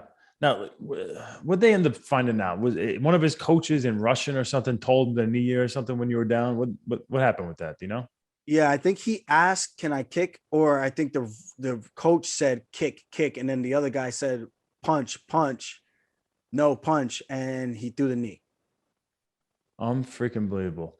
I mean, listen, it's no way you want to win a world championship, but you had all these things happen to you, you know, leading up to this fight, the way your mentality shifted going in there. You did everything right. You walked forward and brought the fight to this guy. You never stopped, no matter how tired you are. You gave 100% effort.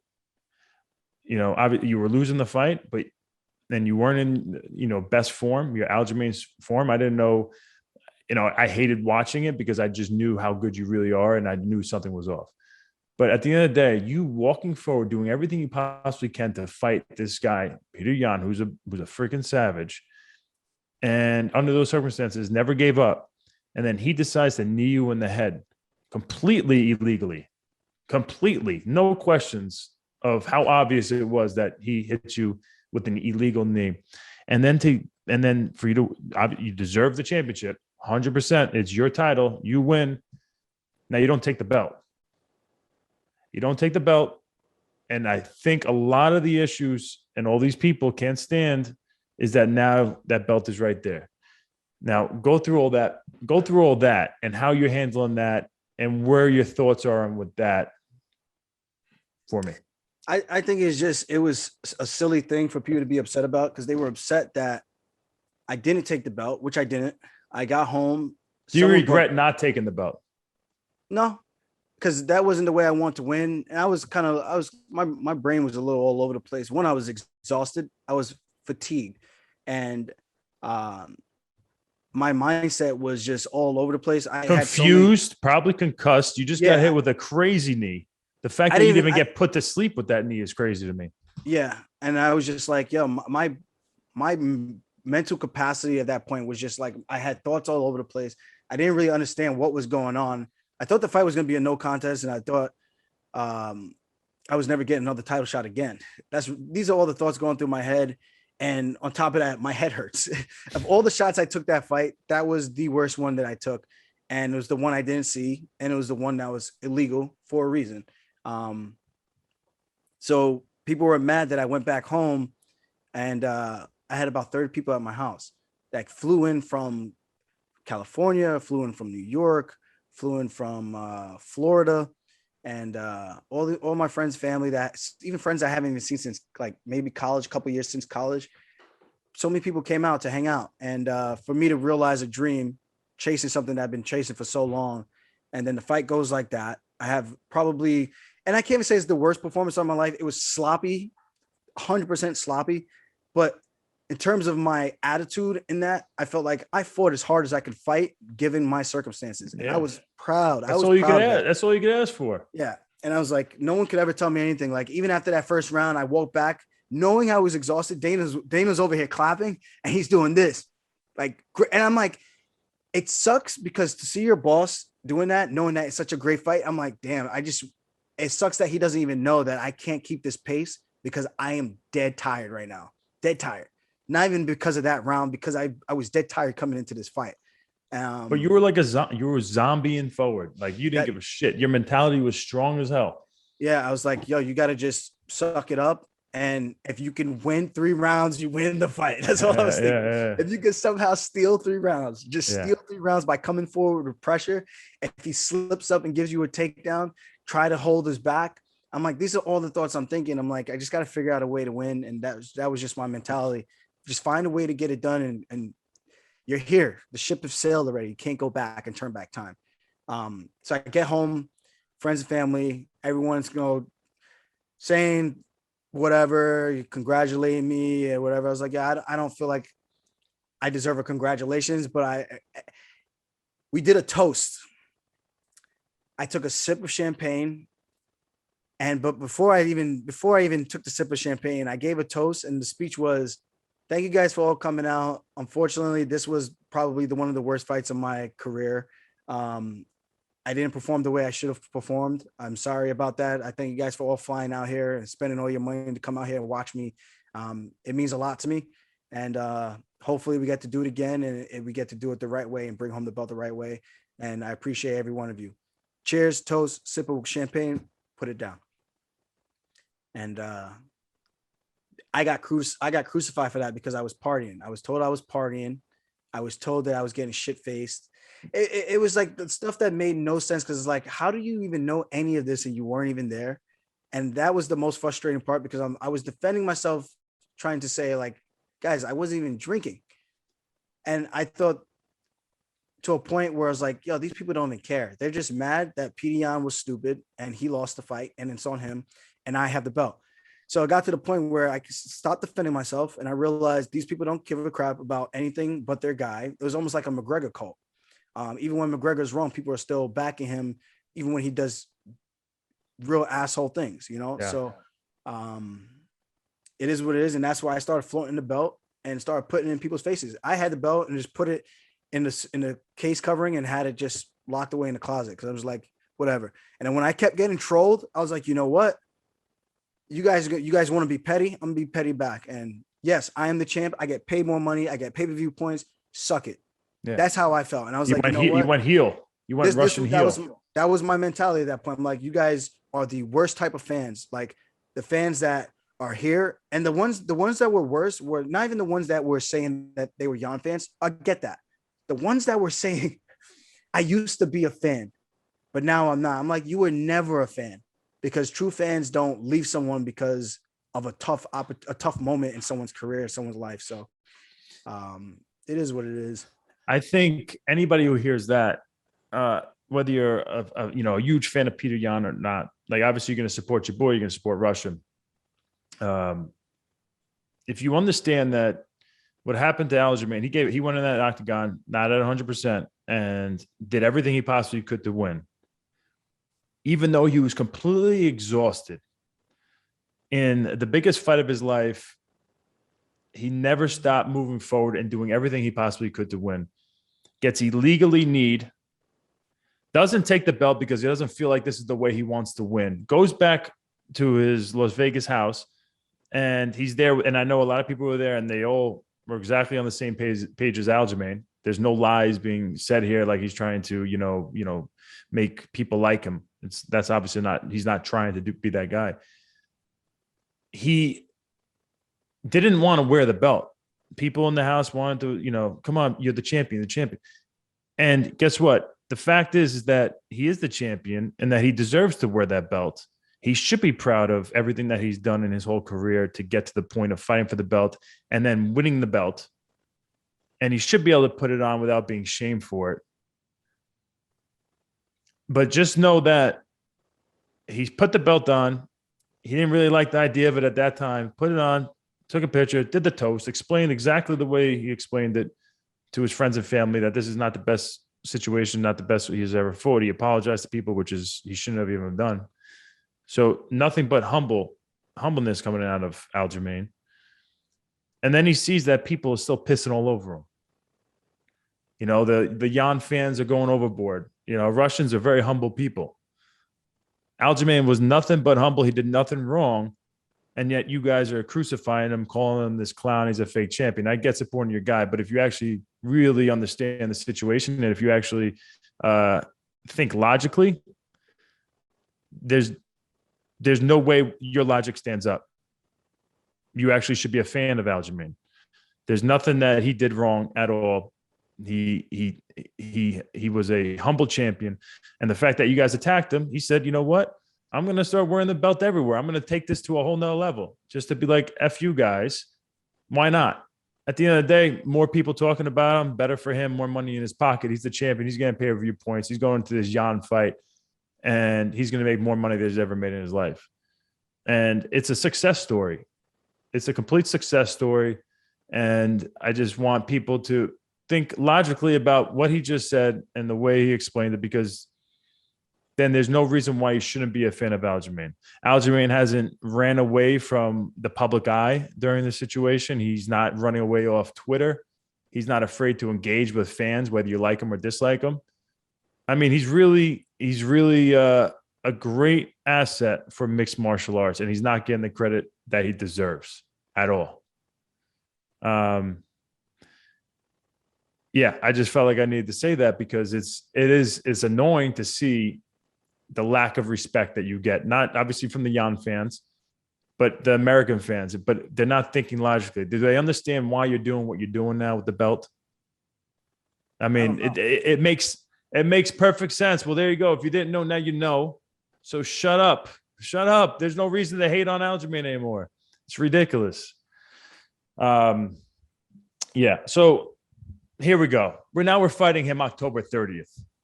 Yep. How we feeling? What do we got going on? Is it October 30th? Did I get that right? Yeah, October 30th. And October 30th in Dubai, right? Abu Dhabi. In Abu Dhabi. Yeah. What are we doing differently going into this one? What's our training camp look like? And I know we've been on here for a while, but I feel like these are the important things that we're going to end up cutting up and people can see. What's different for this training camp, if anything? And are we going to eat the day of the fight? We're definitely going to eat the day of the fight. If I were to do that again, that I'm just a complete moron at that point, and I deserve to lose. But yeah. It's training camp is going to be pretty much the same for me, man. I look at like even my Sandhagen fight. I did that in the garage, most of it in the garage at Al's house, and we used 5 people, I think, at most. And one of the best performances of my life over a very, very tough dude who people think would beat me in a rematch, even though he still does the same mistakes that he's been doing from the stuff that I picked up on in that fight. I don't think the issue is the training camp. I think the issue is just making sure I show up. And I think going back through the gauntlet, like the way I did for the first 2 fights with Petr Yan, where he pulled out the first time for undisclosed reasons. Maybe USADA. I don't know. They might have some answers for that. Wow. Wow. That's just fired. That's just my thoughts, you know, and he could hate it or not like it, whichever. I don't know. So you think he might have failed the drug test? No, I don't think he failed anything. I think he might have just been running from it. Yeah, I don't know. That's like, what I think. Because if you guys don't know, let's just throw it all out there. Like, listen, as a UFC athlete, you could be tested randomly anytime. But there are some guys who obviously know how to beat the system. And I know some of the ways you could do it is like, oh, you're on vacation, or you went camping. You know, there's certain things that they can't, certain times they can't test you. There is, if you, the certain time, you know, like you're not going to get tested that's, you know, before 6 a.m., you know, or after 12 at night. So guys could do microdosing, you know, little bits, tiny bits of stuff. You know, you need a doctor. You need like, you know, there's probably some, you know, legit people around you to make sure you're not going to possibly fail the test. But there's people that they do this. There's no question. So you're saying that he went away, or he tried to Like what do you explain what you think he was doing? Well, I don't know. He pulled out of the first fight, undisclosed reasons. The UFC tried to say he had an injury. Meanwhile, this guy's on Instagram posting himself working out. I'm like, all right, clearly the UFC is lying right to our faces. Then people were trying to cover for him and say it was a visa, but he did an interview saying he got his visa. So I'm like, what other reasons could it possibly be that he has to pull out of the fight? And then someone was trying to say that maybe his kid had COVID or something like that. But I messaged him on Instagram actually. And I asked him why he was pulling out the fight, and he didn't say anything about why he was pulling out the fight. He just said, Alja, I really, really want to fight with you, but you have to wait. You have to wait and we would fight. And I'm just like, I don't know what this even means, but he pulled out of the fight. You know what I mean? For whatever reason it was. I didn't do that despite all my neck injuries and stuff, whatever. I just think it's just the type of person I am versus the type of guy that he is. So, whatever, man. It is what it is. We're gonna fight again. I just like to start a pot, you know. Yeah, I hear you. All right, so put it out there. Listen, Aljamain thinks USADA might have been involved with somehow. Oh, he somehow was trying to skirt by the USADA people. But we have no evidence of this. This is Aljamain getting ready for his title fight against Petr Yan to defend his belt for the first time, October 30th. Abu Dhabi. And I'm excited for that fight, man. I'm really excited for that fight. It's nice, feeling good, man. You would know, getting the neck surgery, the artificial disc replacement, And you were having neck issues for a long time too. Like 10 years. And people were saying it's a fake injury. Why get it now? I'm like, you guys don't even know. I was going to pull out of the first fight, but then Yan did it for me by pulling out himself. Because my neck issue kept flaring up, the first time I ever had to get cortisone shot. Is it bad to say that when you become the champion of the world, you finally do what you've been trying to accomplish your whole life? You got a guaranteed biggest payday ever coming up next. Is it maybe a good time to take care of an injury? Might be a good time. Is that like a thing that people should be ashamed to say? You know, maybe, all right, this is finally like a time I could take a second and figure out my body. Yeah, but even for me, win or lose, we had this on the table. The surgery was on the table, win or lose. You know, it just got to the point where after the fight, it actually got worse. So I actually had to get it done because of the atrophy that I was having. I'm still experiencing a little, not muscle weakness, but I still have some atrophy in my arm, where some positions I feel like I have like a tingling sensation down my arm. And it's like, it almost felt like what the nerve pain would have been before they took it out. You know what I mean? The old disc. It's weird. It's kind of eerie. It's an eerie type of feeling. It's almost like a weird. phantom. Yeah, because it wouldn't be, you have an artificial disc. So now there's no way that the disc is sitting on the nerve. There's no herniations available to sit on the nerve. So unless it's a different nerve, a different herniation, a different bulging disc, something top of the nerve.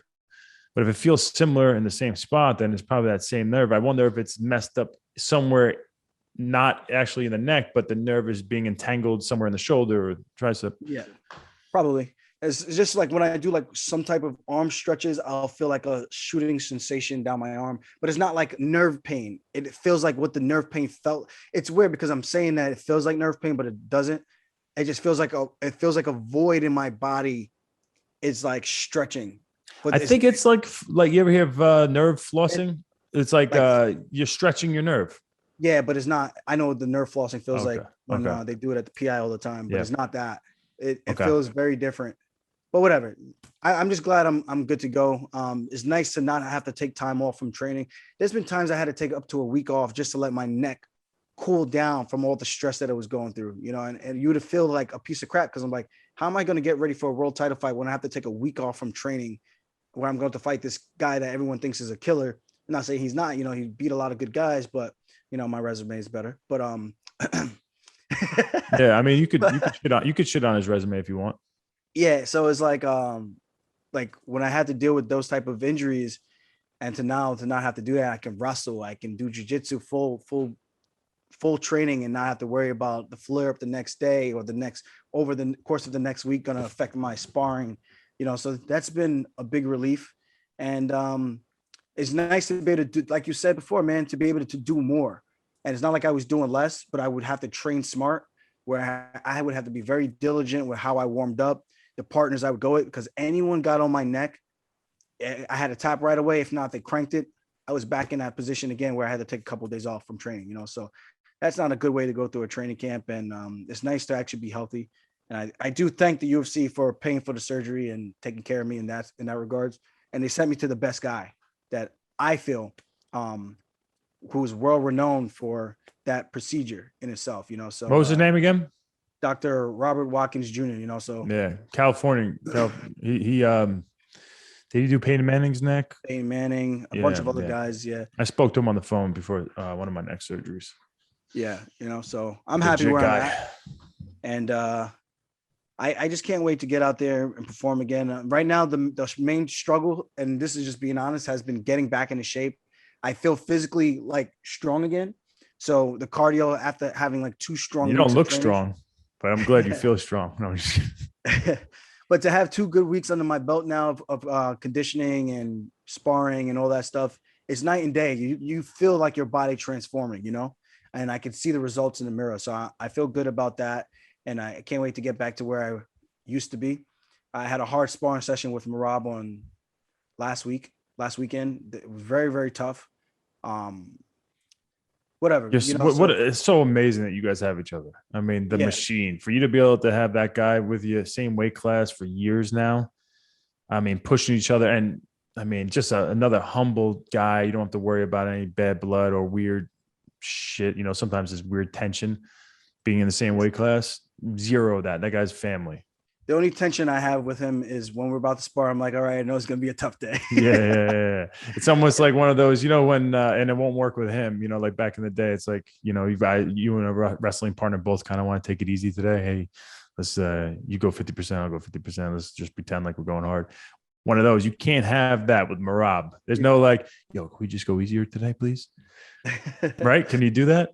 Yeah, he'll say like, yeah, maybe we go light, light. And then somehow, some way, within like a couple of seconds, it's turned up. Like someone just turned the dial, like slowly cranked it up. That's what it's like with him sometimes. The machine. But it's funny because he says the same thing. I'm like the only one who gets him tired. But I'm just like, really? Because I feel like, I don't know. It's just probably those 2 forces of both. You guys are great for each other. Like you guys both complement each other probably better than any other style would. Like he is a tough goer, wrestler, grappler, hits hard. Like he brings it all.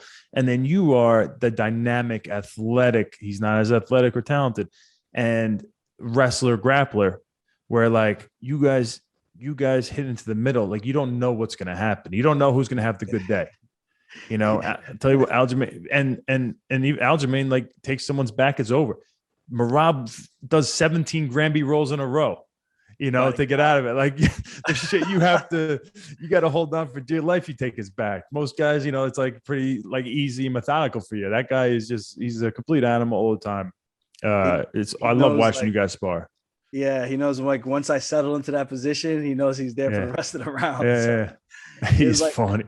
We always talk about it. It's like, I got to just keep moving because I know if you get the hooks in, that's it. I'm like, yeah, that's my rest. I got to make you work and then I rest. Yeah. And I say this to everybody, I might as well say it on here, is that I don't know anybody who's as good on the back in MMA for sure than you. Like when you get someone's back, when you take my back, it's a scary place to be. You're so comfortable there. Your legs lock that figure 4 so easy.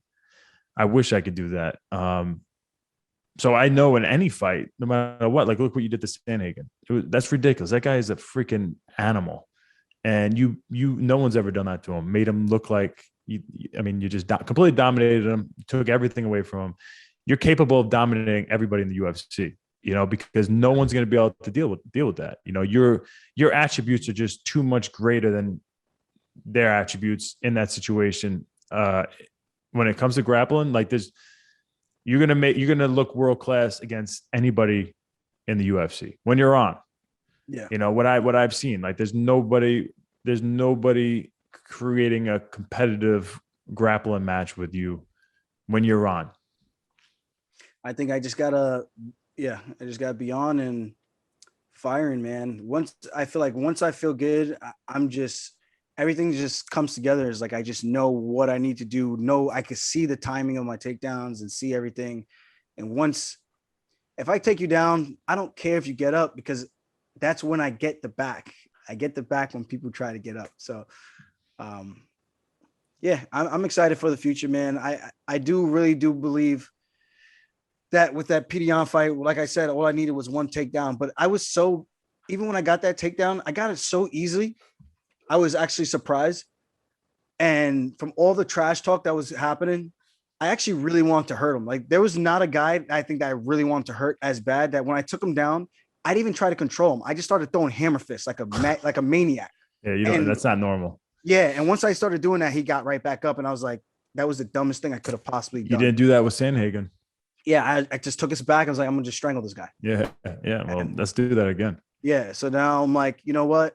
When I do get the takedown this time, just be a little bit smarter, control the position, let him work, let him get tired, and then you start to drain his battery pack, drain his energy. I've trained with the guys that he fought that beat him, Magomedov. I trust me, man, I've had some really good sessions. So there's no lack of confidence where I am in my abilities, because I know what I'm capable of. I'm comfortable in my own skin. I just know what I need to do, and I just got to go out there and do it. And it's going to be a good night. So, and that's no disrespect to Magomed or any of those guys. Those guys are tough guys, him, Timur, all those guys. But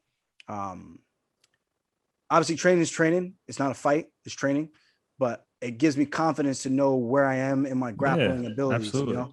And I think that's what training is for. Yeah. Like, you know, people might, they watch this and they're like, oh, he's just brainwashing himself, trying to make himself, you know, listen, Aljamain, people say that you fought the best guys in the world already. You've sparred with the best guys in the world. You have sparred with guys who have beat him, you know, in Russia. I don't know how long ago. You know where you're at. You know what you're capable of doing. So I know that, you know that, and the world is going to know that on October 30th. I'm going to just wrap this up now. Like, your story is something that a lot of people could take, can learn a lot from, and get a lot of motivation and inspiration from. You're a kid who came from relatively nothing, you know, parents who were immigrants from Jamaica, grew up in a tough neighborhood, didn't have much, a lot of tough things that you had to push through. You never felt sorry for yourself. You didn't victimize yourself. You went on to become you got your bachelor's degree in science and, you know, physical education. You became a multiple-time All-American in wrestling. Now you're a world champion in the UFC. You have accomplished so much. It's giving me goosebumps even talking about it, because I know where you came from and what you and now where you're at. So I just want you to realize that you are a role model to a lot of kids. And I really hope the MMA world starts appreciating you more and pushes you the correct way, because I think you have a lot of influence and could do some great things for this world. So I really hope you go out there October 30th, get the job done, and just be yourself, keep being yourself. And I think sky's the limit, man. It was awesome talking to you. This is a great podcast. Hour and I don't know how, we're like 2 hours in. My producer Troy is like, you know, every 5 minutes he's like, okay, time to wrap up. Hey, we got great conversations. I love this guy, known him for a long time, and this is awesome, man. We got to do this again sometime. Yeah, you guys got to come visit us in Las Vegas. Oh, me and Troy? No. You and you. Oh, my wife and my kids, Merab. Yeah. Oh yeah, I do have to come. When you get, so when are you going out there, by the way? I'm actually going this Thursday. I'm going to be there for about a week and a half, 2 weeks. Do some. Hang on, let me just close this up. Aljamain, thank you for coming on the show. Love you. I will talk to you soon. Good luck on October 30th. Thanks for watching today's episode. If you enjoyed it, please let us know in the comments below. Won't Back Down is also available as a podcast, so feel free to give us a follow wherever you get your podcasts.